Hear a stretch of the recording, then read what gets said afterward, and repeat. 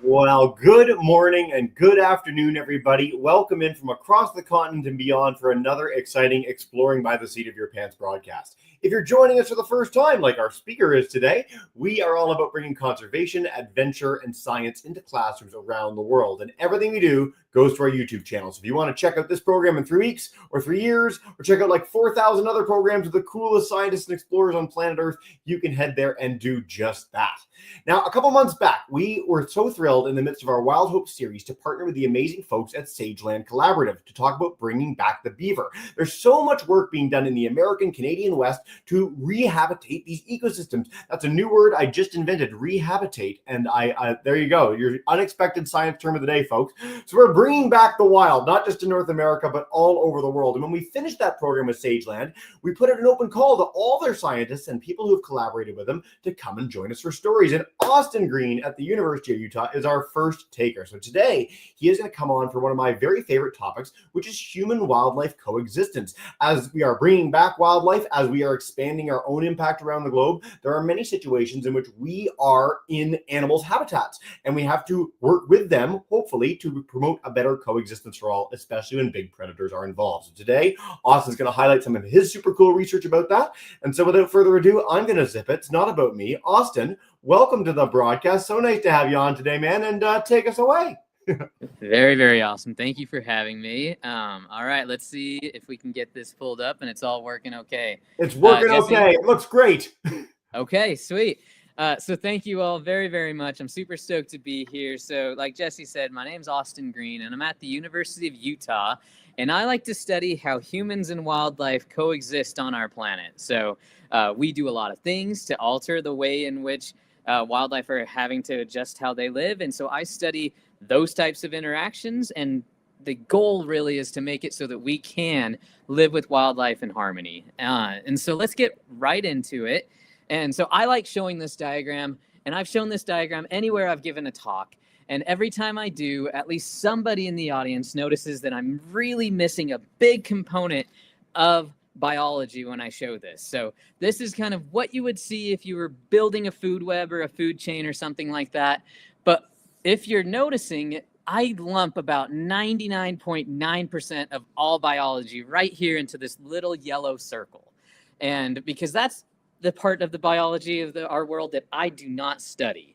I, as a conservation biologist, study everything above that. And so all of these animals that you're seeing, that's really where my work kind of takes hold. And so what I look at when we're, as a conservation biologist, as we're studying these types of things, I really do look at it as what I call the ecosystem level, but I look at it at the very top of the food web. And so I'm looking at these very top layers that impact everything that you see here in this little yellow circle, but these are the animals I'm actually studying. And when we really kind of think about the ways in which we study wildlife in order to conserve it and to protect it and to make sure that these animals live into perpetuity, I don't look at the individual animals themselves. I instead look at the connections that they have with all of the other species.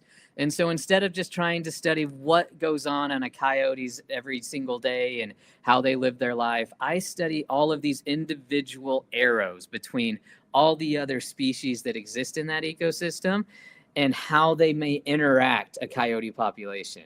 Because when we add humans to the mix, all of these arrows get flip-flopped in all sorts of different ways. And so I try to understand what these connections are in a perfect state in an area that's not touched by human beings, and an idea, and to give me a better idea of how humans then alter those interactions. So when I look at an ecosystem, I look at each species basically as this network of connections that are really important to the functioning of an ecosystem. However, I am a conservation biologist, so although I would love to study every single one of these species with all the money in the world, you may already know this, conservation biology is not the most well-funded science on Earth, and so for most conservation scientists, we tend to have to focus on one single species when we're studying animals, and that has really been how the science has moved forward for really the last few generations. And so that makes it so that we have to be really careful about the species that we decide to study when we want to understand how to conserve an ecosystem. We've got to pick a species that has a major, major impact on that ecosystem so that when something happens to it, something happens to the entire ecosystem. And that's why for years and years and years, almost all conservation biology focused in on what we call keystone species. I hope that's a term you may or may be familiar with, but if it's something you haven't heard of before, think of an arch. So here in Utah, we have Delicate Arch, which is this really awesome formation, but you may have also just seen like an archway in your school or something like that. Usually it's made of stones or bricks or something like that. And you can take one of the bricks out of the bottom of that archway and nothing's going to happen. That archway may like sway a little bit, but it's going to stay in place. But if you take that very center stone out from the top of that archway, if you say that's now gone, you've removed what's called the keystone and the whole arch is going to collapse. Well, it turns out ecosystems work kind of similar to that, in that there are particular species that if we remove them from an ecosystem, everything around them is also affected. And so this is just one example from Yellowstone National Park.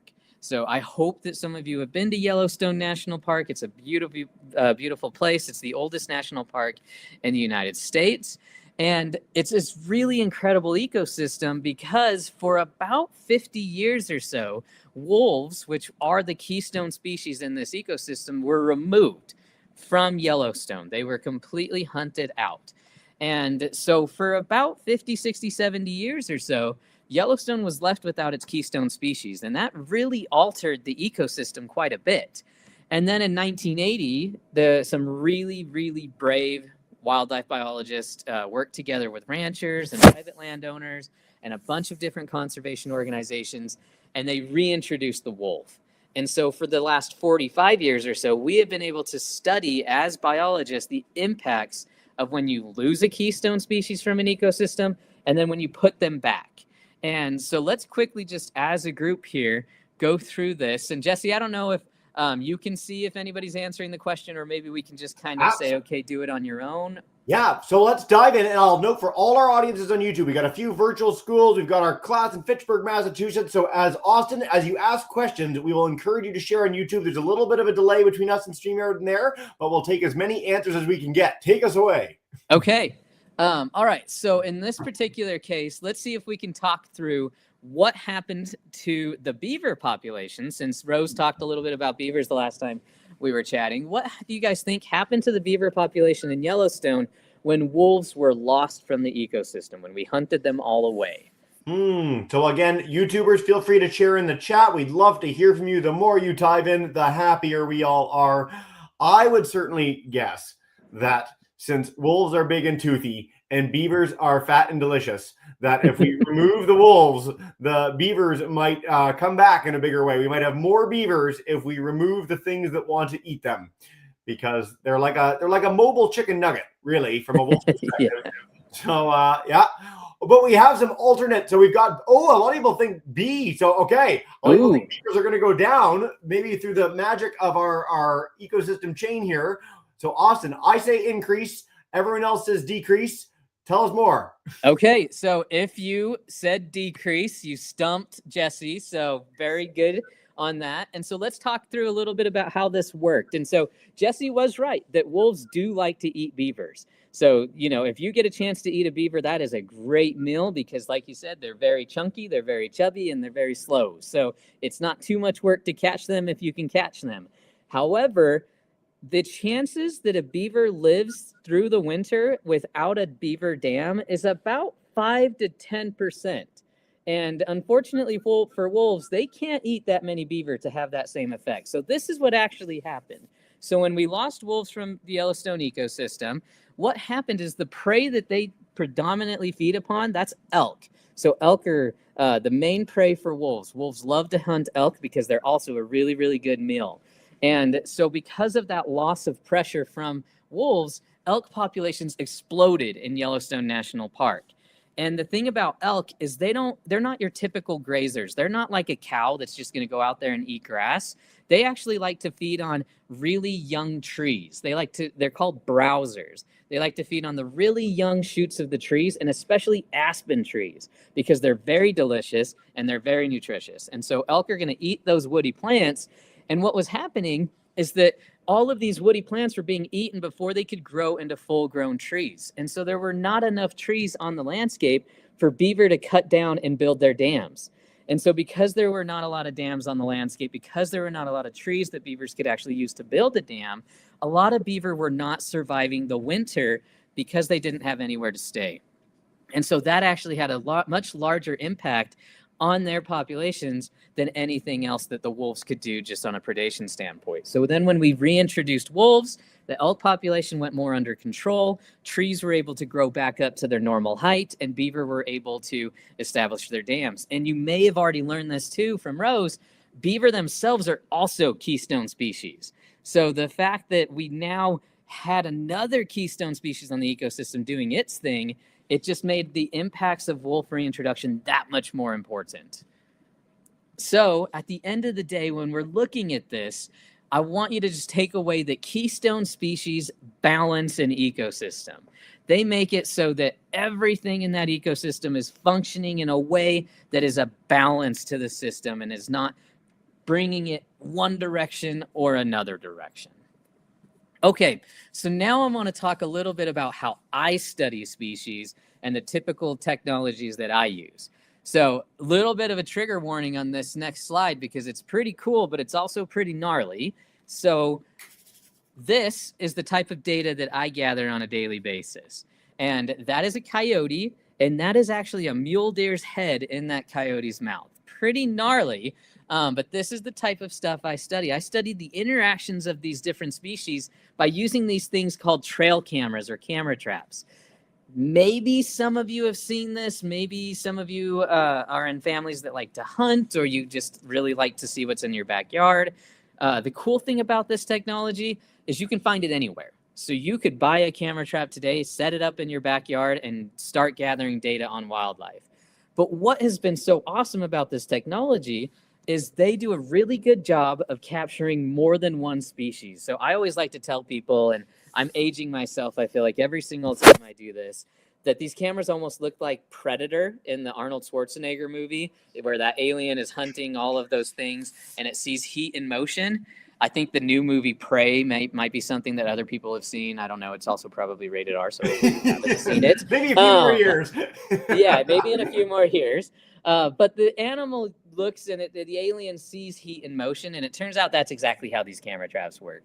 And so what this allows us to do is study more than one species. For the first time in a long time, instead of just having to focus on keystone species, we can now study a bunch of different animals at the same time. And so when I was telling you I was trying to understand all those connections and all those arrows that go from one species to the next, well, it's really difficult to do when you only are trying to study one species. But now we have the opportunity to study more than one species. And it turns out we get a lot of data from these cameras. So this is my favorite animal. I work in the mountains of northern Utah, and this is by far my favorite animal. This is a mountain lion, a cougar, a puma. It's kind of all of those names are the same name for the same animal. And I love these animals. Turns out, though, they are incredibly rare and incredibly difficult to see. I have lived here and worked here my entire life, and I have seen one mountain lion in the wild, and no one really knows if it was actually a mountain lion. It kind of darted in front of the thing, and I'm claiming it, but that's one individual in 15 years of research, and 32 years of living in the state of Utah and hiking and camping outside. With these camera traps, though, we capture thousands of images of this animal. And every single image that we capture is a data point that we can use for their conservation. And so they're just incredible animals. They're awesome. They're awesome. They're awesome. We love them. And we can now understand a little bit more about their behavior. And so this is just a really good example of that. This is a female mountain lion being escorted by a male. The male's going to hang out with her for a little bit, and then sooner or later, she's going to have kittens that she's going to bring into the mix. And so what's great about this, though, is that over the years, we've been able to understand a little bit about the changes in behavior that mountain lions have had to basically adapt to in order to live with human beings. And I think one of the greatest examples of that is the fact that this photo was taken in the daytime. In a lot of areas where mountain lion exist, almost all of the photos you're going to see of them are at night. But in certain systems, they've adapted to become more diurnal, means more active during the daytime, in order to get from places that they may not be able to get to, or to talk and communicate with one another in ways that allow them to either circumvent human beings or circumvent each other, because now we've really shrunk the areas that they can get to. All right, so I just want to see if I'm keeping you on your toes, and if you're still awake, I'm going to go and I'm going to take you through some of the images that people in my lab have to look through on a daily basis. And I just want to see how well you are, how well your identification skills are. Right. All right, so this first one is just, are you listening and are you awake? What species is this, everybody? Ooh, okay, come on now. I think we're going to nail this one, given that everyone in the audience beat me on the last quiz. Yes, we have mountain lion. Everybody is on the mountain lion train. They're the biggest. They're fantastic. They rock. Very good. Awesome. All right, so now this next one gets a little trickier, and this next one is more often the types of photos that we gather in our lab. What about this one? Do we think this is a mountain lion, a bobcat, or a lynx? Wow. Okay, again, I'm going to do me. It's our audience is saying mountain lion again, or cougar. Very good. Same thing. I would say the same. That it looks too big to be a bobcat, and it doesn't look like it's got the right fur to be a lynx. So I'm going to say mountain lion as well. All right, everybody, you are hired. Half of my lab never gets that correct on the first pass. So this is another mountain lion, and this is more often the types of photos we see of them with those really beautiful glowing eyes at night. That's the type of photo we tend to get, and they tend to be far away. So really well done. All right, what about this one? Who knows which is which? Which one of these photos is the elk, and which one of these photos is a mule deer? All right, so you can write left or right. So if you want to write like elk left or elk right, whichever one you think, let's see what we get. Way to go being awake, everybody. It's a nice day. It's beautiful here where I am, and it's a perfect day to listen to cool stuff about animals. All right, we've got elk left. Okay, I think I agree with that one personally. Keep chiming in. I know we're a little bit delayed. Deer right. Yeah, so elk left and deer right is our overarching answer. All right, well, again, you guys are hired. I need you in my lab helping me go through the data. You are exactly right. Elk is this guy on our left, and they're our larger deer species. We see them a lot. We love them. They're our herd animals, and they are very, very important species. And then we've got our mule deer right here on our right. And we also love our mule deer. They are everywhere. We kind of call them Bambi's awkward cousins. So white-tailed deer are the type of deer you might think of when you think of a deer. They're the really pretty little prancing deer.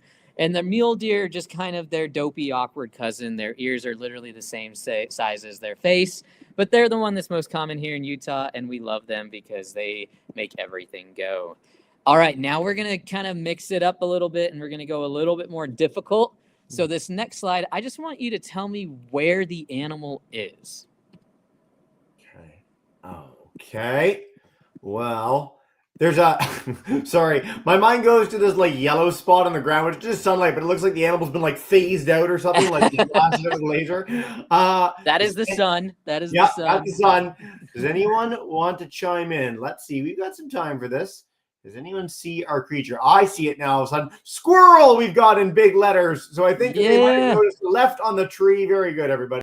All right. Yep, that is a squirrel. And in fact, that's actually a fox squirrel, which in the area that I exist, they are extremely invasive. They are very, very invasive species. And in just 5 years, they have completely displaced all other squirrels in Salt Lake City and now are the only squirrel that exists in Salt Lake. All right, now for the last one. This is the hardest one. Where's the animal in this photo? Whoa. So I want to stress that Austin sent me this presentation in advance, and I still am having trouble. This one is tough. I think I found it. I'm going to see what I'm going to let the audience take a second, and I'm going to chime in if they don't get it. We've got no one answering so far. I know we're a little bit delayed. You guys are so good on the squirrel the first time. Could it be a squirrel? Maybe it's like a bear. Is it on the right in the far right tree? I think that is correct. That's what I saw. Yes. All right. Very nice. Whoever saw that, that's where it is. And it turns out the only reason I knew that that animal was there either was that our computer system we use caught it and I didn't. So pretty awesome eyes then from whoever was able to catch that. All right, so now I want to leave you all with something that if you change your behavior today is going to have a larger impact on conservation biology than any research I could ever do. And so this is just one more question. Under the specific definition of what an invasive species is something that has a bad impact on an ecosystem and that something is introduced, which means we are removing humans from this equation. Who thinks they know what the most invasive species on Earth is? Ooh. Guys, you guys have been such a fun audience today. Thank you so much for all the participation. What do we think? I don't know. Maybe it's the fox squirrel. He's everywhere. He's behind me right now. We've got people, mankind. Okay. I think a few people think that it's people, which I think is a very strong. Very good guess. Yeah. All right. Yeah. Are we ready for this? Ready. Okay. Turns out these guys are the most invasive species on the planet. So if you have cats, which I do, these are actually my cats. That's Lily and that's Lisi. Lisi's now about 3 times this size, so they're not sitting in this tree together anymore. But these are the most invasive species on Earth. So just in the United States alone, cats kill anywhere from 10 to 15 billion small mammals every single year. That number is 15 to 25 billion when we talk about birds. And so everyone I always talk to, I've given this talk literally all over the world. And every time I talk to somebody about this, they're like, well, not my cat. I let my cat outside, but it's fully fed and it never brings me things, so it's not killing any animals. Well, test that theory next time. Feed your cat, and if you've got one of those little laser pointers or a string, just dangle that string or dangle that laser pointer in front of them and see what that cat does. Does it say, hey, you know what, man? Not today. I'm super full. I'm not going to chase that. Or does its eyes just immediately dart to whatever it's looking at, do its little butt shake, and then run after and ambush that thing? Turns out that biologically, a cat cannot actually not chase an animal. It is intrinsic. It is a switch in their mind. They cannot control it. Even if they're not going to eat the animal that they go after, they're still going to chase it. But it turns out you can do something today to 100% stop your cat from hunting animals. And it's something like this. Now, this is obviously a joke. It will 100% stop your cat from eating animals, but will also 100% make your cat go crazy. So you've got to balance that a little bit. But the idea is the same. This is a cat bib. So what this does is the same way your cats hunt. It's an intrinsic thing. They can't stop it. They have to do it. Their brain triggers something in their minds that make it so that they physiologically have to hunt. What this does, it does not allow them to crouch. And so then they lose that trigger and then they can get up and just walk away.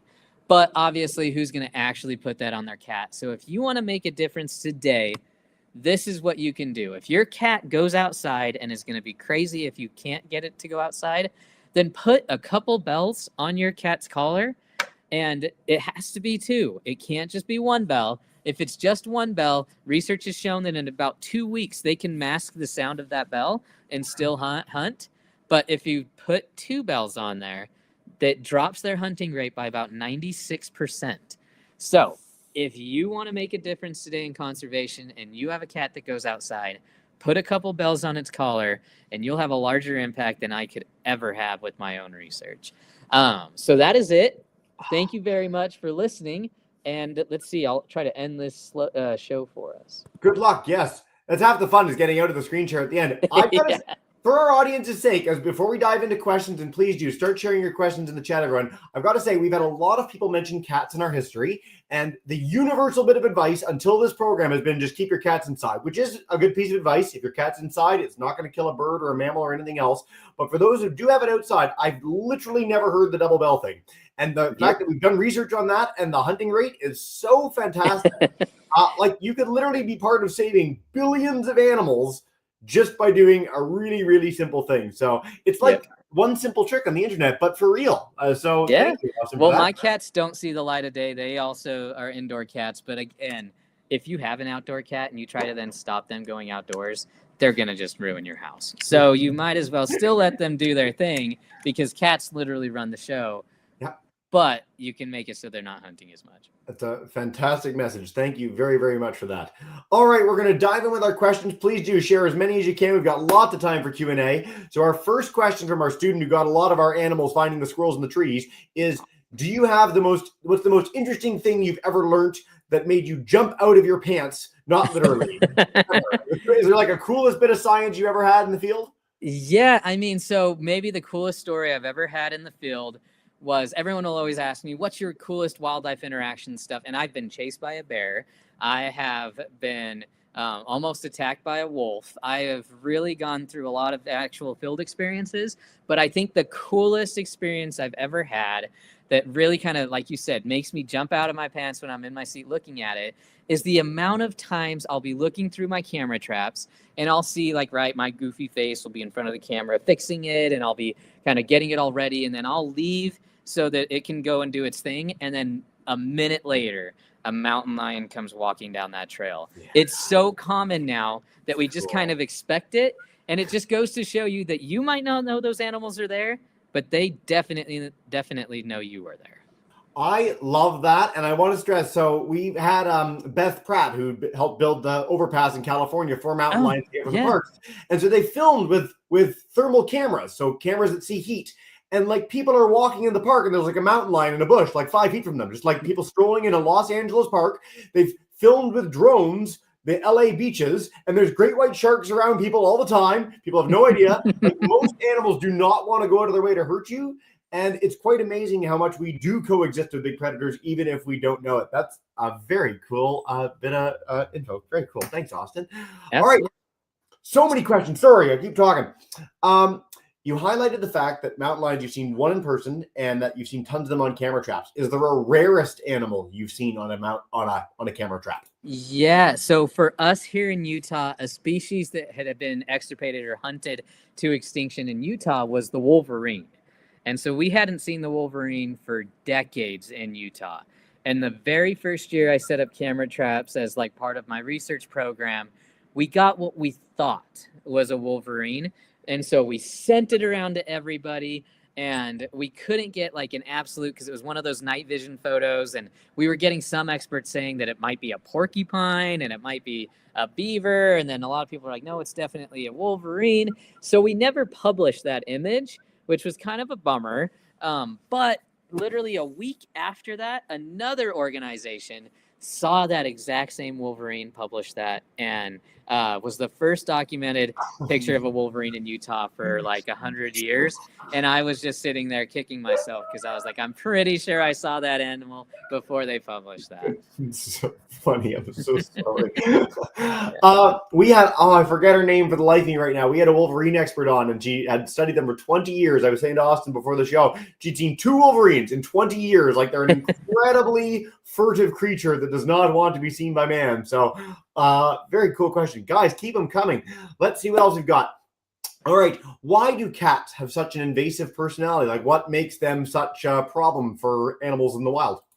This is a really, really great question. So it turns out that through the process of evolution, as carnivores were kind of coming onto the landscape, they went through a number of different evolutionary stages. And that's why we see all of these different carnivores that exist in the wild today. It turns out the one lineage that is the the best adapted to hunting and to eating meat is cats, is the family Felidae. And so Felidae is our most kind of, we call it in biology, it's a very specific term, but we like to just basically say that they exclusively eat meat. And in fact, cats, their digestive system is so maladapted to eating anything other than meat that just about every other food that they eat is kind of poisonous to them because they can't actually sequester any of the innate toxins or anything like that, because their entire body and their entire being is built around the idea of hunting. And so instinctually, that is just what they do. And so the reason they have such a large impact on animals is that we decided, or maybe they decided to domesticate us. I mean, it's cats, so you never know. But we decided to domesticate the one animal on Earth that is just prone to hunting and prone to eating meat more so than any other animal on Earth. I mean, from a student perspective, like we all think of cats and dogs sort of like our house pets, but then when you think of like a lion or a tiger or a mountain lion, like these are like, you're like, whoa, what an apex predator. Cats are the exact same. They're just smaller, scaled down versions of that. Like wherever there's a cat, they are the most feared thing of everything because they're very, very good at what they do. They are. Oh, they are incredible at what they do. And actually, some of the research we've done has shown just not only do they have an impact on small birds and mammals, but it turns out they have an impact on all the other carnivores in the system too, because they're also, and I mean, if you have a cat, you know this all too well, they're bossy and they push other animals out of the way and they are very bold. So yeah, cats are extremely impactful on an ecosystem. And if they're natural to that ecosystem, then they can balance it like a mountain lion. But if they're unnatural to an ecosystem like a house cat, they can have a lot of impacts. Well, and there's so many of them too. So this is worth noting for our student audience is that usually predators, there's a few predators. Like there needs to be way more things for things to eat than there are things that eat them. That's how every ecosystem in the world works. But with people, we all have a pet predator in our house. And so there's this huge, like insane overabundance of killers that we have unleashed upon the world. Every time we have a bird biologist, like universally, they're like, please keep your cat inside at their end of every program. So I'm really glad we're covering this. Really important for our students to take home in a big way. You can make a positive impact. So we're going to pivot from cats to bears because Sultan wants to know, you talked about the bear chasing, he envisions you having a one-on-one boxing match with the bear winning. How did it actually play out and what's the situation? Yeah. So first things first, for whatever reason, and I think America is the worst for this, and that totally makes sense. But in America, there's like 20% of adult males that think they could actually take a bear in a fight. Well, let me kind of just squash that thought for you right here and right now. The traps that we use to catch bears, they are snare traps, and so the bear will pull and it will tighten on the bear, and then they'll let go, and then the snare will let go. And the only way we can keep those around that bear's hand is if we use the same type of steel cables that they use to tow airplanes. So if you think you can tow an airplane, you might have a chance against a bear. If not, probably not the best thing to do.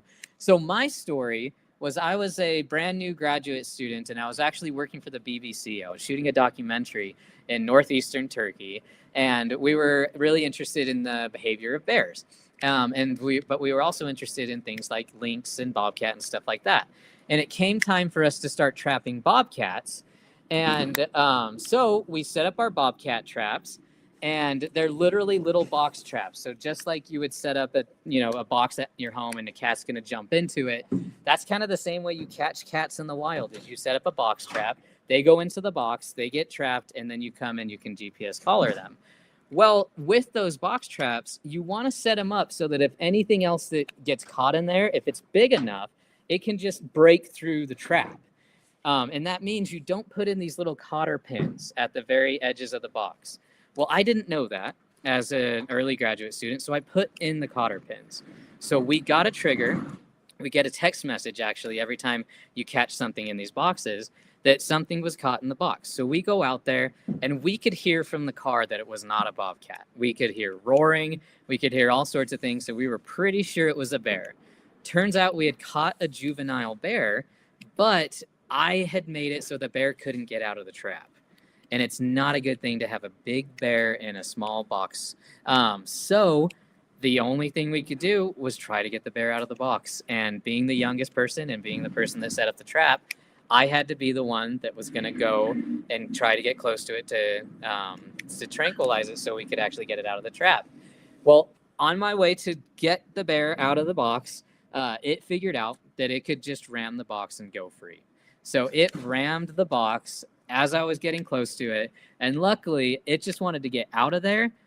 But it did chase after me for a good solid 5 to 10 seconds. And I may or may not have wet myself. So we're not going to really talk too much. No, we don't need to talk about that. That's anyway, that's how it happened. Yeah. I've hosted literally like 2,000 of these. I've never heard anyone tell the story that way of something like that. So thanks, man. This is so much fun. Geez, professional detachment out the window. I'm having a field day. So you've talked about a keystone species where you live. Are there other examples of keystone species elsewhere for our audiences across North America? I know this is a big question, but if there's anything you can share, it would be very cool.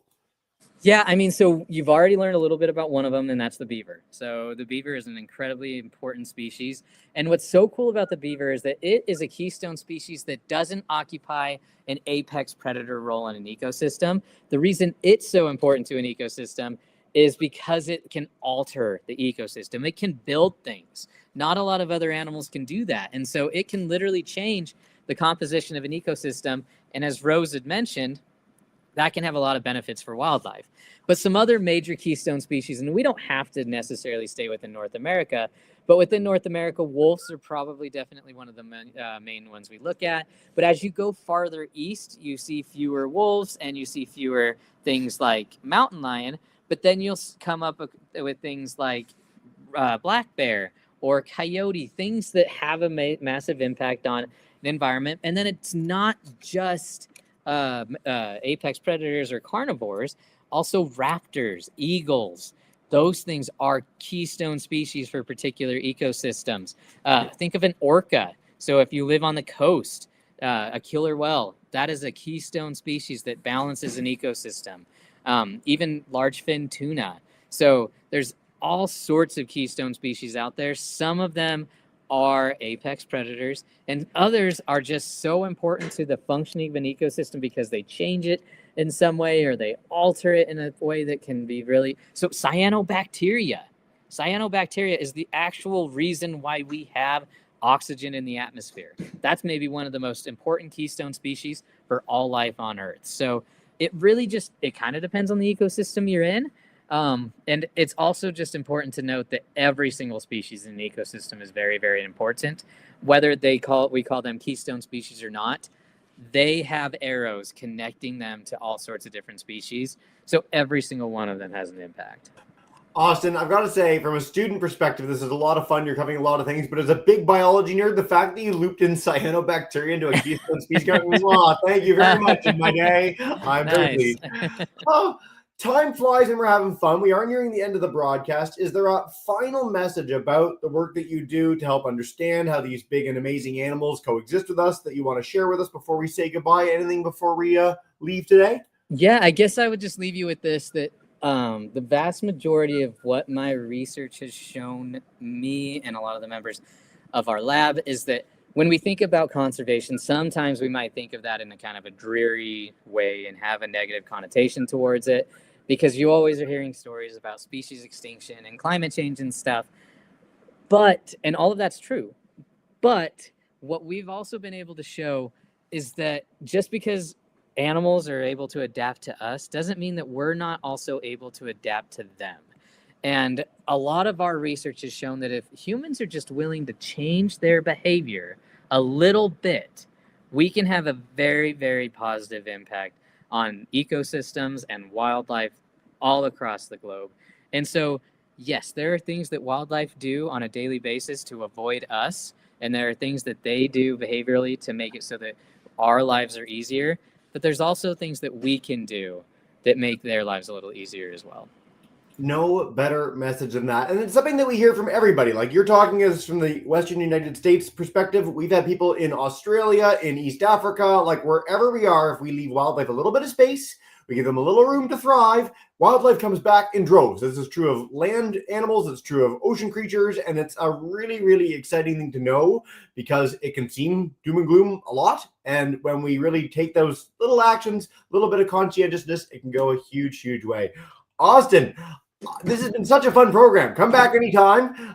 Thank you so much for your passion, expertise, all of it. Do stick around after our little outro here in a second. But if you're an audience joining us at home, thank you so much for all your participation. Hope you'll join us again soon and have a wonderful rest of the day. Bye for now, guys. Thank you so, so much. Farewell.